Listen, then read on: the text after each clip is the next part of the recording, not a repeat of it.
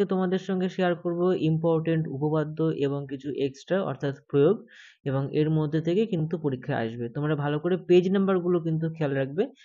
পরপর যে পেজগুলো আছে এগুলো হচ্ছে আলাদা করে বানানো, তো পেজ নাম্বারগুলো কিন্তু ভালো করে খেয়াল রাখবে। So hello and welcome to my maths and science related YouTube channel. So let's get started. First যে চ্যাপ্টারটা সেটা হচ্ছে বিপরীত কোণের ধারণা। তো আমার মনে হয় এটা সেকেন্ড সামেটিভে অনেকেরই আছে, আবার অনেকেরই নেই। তো সেটা হচ্ছে উপপাদ্য 1, দুটি সরলরেখা পরস্পরকে ছেদ করলে যে দুজোড়া বিপরীত কোণ উৎপন্ন হয় তাদের প্রতি জোড়া কোণের পরিমাণ নাকি সমান। ঠিক আছে, এই হচ্ছে ছবি আর এই হচ্ছে পুরোটা দেওয়া আছে। আমার কিন্তু এই সম্পর্কিত একটা ভিডিও করা আছে, পারলে সেখান থেকেও কিন্তু পুরো ভিডিওটা বোঝানো আছে, পারলে দেখে নিও কিন্তু ভিডিওটার পরে। আচ্ছা, তো সবাই খাতা পেন নিয়ে রেডি হয়ে যাক, যাতে করে এই প্রত্যেকটা পেজ নাম্বার এবং দাগ নাম্বারগুলো তোমরা লিখে নিতে পারো।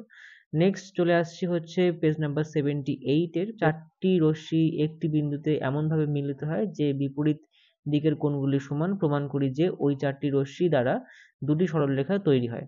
তো এইগুলো কিন্তু করা নেই এখানে, সেহেতু বলছি যদি তোমাদের প্রয়োজন হয় অবশ্যই কমেন্ট বক্সে কমেন্ট করবে যে এইগুলো তোমাদের কিন্তু লাগবে।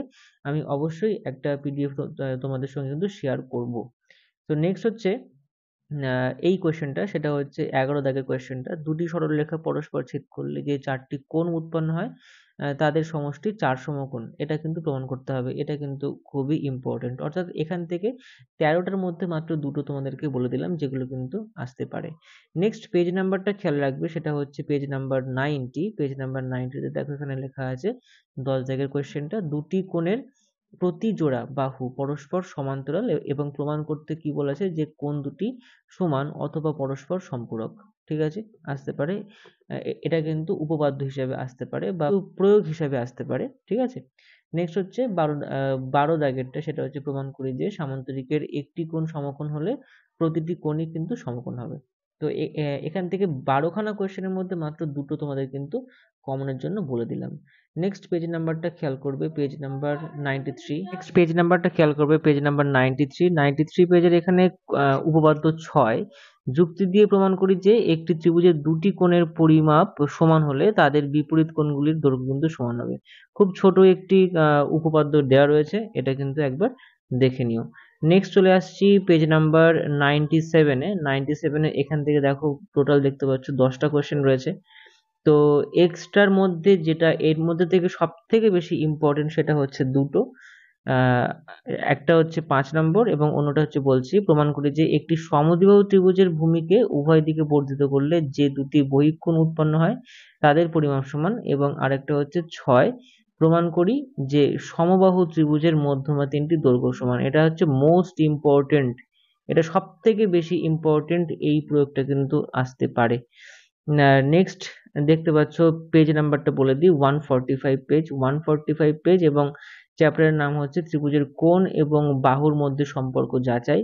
এখান থেকে উপপাদ্য 7 নম্বরটা ইম্পর্টেন্ট, গাণিতিক যুক্তি দিয়ে ধাপে ধাপে এখানে প্রমাণ করে দেওয়া আছে। কোয়েশ্চেনটা একবার বলে দিই যে ত্রিভুজের কোনো একটি বাহুকে বর্ধিত করলে যে বহিস্থ কোণ উৎপন্ন হয় সেটির পরিমাপ অন্তস্থ বিপরীত কোণদ্বয়ের পরিমাপের যোগফলের সমান। এটা যদি উপপাদ্যের মধ্যে আমি সবার প্রথমে রাখবো, এটা ভীষণ ইম্পর্টেন্ট। ঠিক আছে, নেক্সট চলে আসছি পেজ নাম্বারটা একবার বলে দিই প্রথমে, 147-এ আসছি উপপাদ্য 8। উপপাদ্য 8-এর ক্ষেত্রে এটা আমি সেকেন্ডে রাখবো, এটাও ইম্পর্টেন্ট। এটা হচ্ছে সেকেন্ড ইম্পর্টেন্ট, একটি ত্রিভুজের তিনটি কোণের পরিমাপের সমষ্টি 2 সমকোণ বা 180 ডিগ্রি।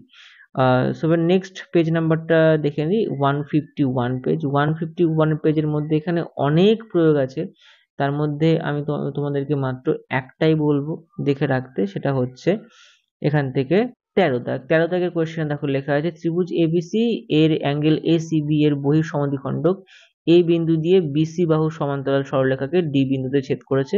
প্রমাণ করি যে এ ডিসি সমান 90 ডিগ্রি মাইনাস 1/2 মানে হাফ অফ এ সিবি। এটা কিন্তু প্রমাণ আসতে পারে। এটা যদি কোয়েশ্চেন খুব কঠিন হয়, তবেই তুমি এই টাইপের কোয়েশ্চেন কিন্তু তোমাদের পরীক্ষায় দেখতে পাবে। তো তোমাদের যদি পরীক্ষার সামনেই হয়ে থাকে অবশ্যই আমাকে কমেন্ট করে জানাবে যে তোমাদের পরীক্ষার প্রিপারেশন কেমন এবং আর কোন কোন চ্যাপ্টারে তোমাদের সাজেশন দরকার। অবশ্যই আমি সে বিষয়ে খুব তাড়াতাড়ি কিন্তু ভিডিও নিয়ে আসতে চলেছি। অবশ্যই 3-4 দিনের মধ্যে তোমরা সেই ভিডিওটাও পেয়ে যাবে। তো তার জন্য অবশ্যই ভিডিওটিকে লাইক করতে হবে, চ্যানেলটিকে সাবস্ক্রাইব করতে হবে এবং তোমাদের বন্ধুদের মধ্যে প্রচুর পরিমাণে শেয়ার করতে হবে। দেখা হচ্ছে নেক্সট দিন।